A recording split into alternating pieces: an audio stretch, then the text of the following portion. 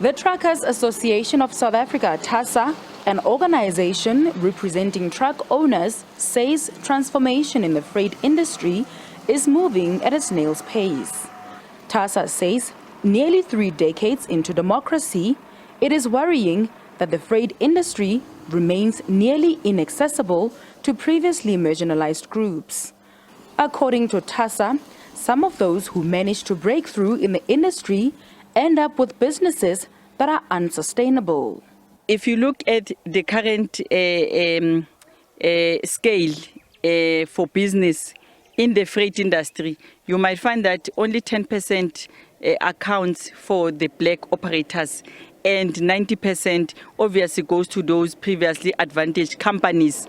So within that over 500 billion rand that is at hand, black operators are still only holding the margin of that without really moving an inch to make sure that the industry is well transformed.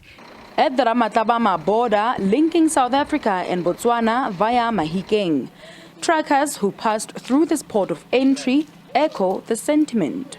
Been on a transport industry for more than 10 years. And then I think the transportation company is still owned by the white people. The industry is still owned by white people more than black people.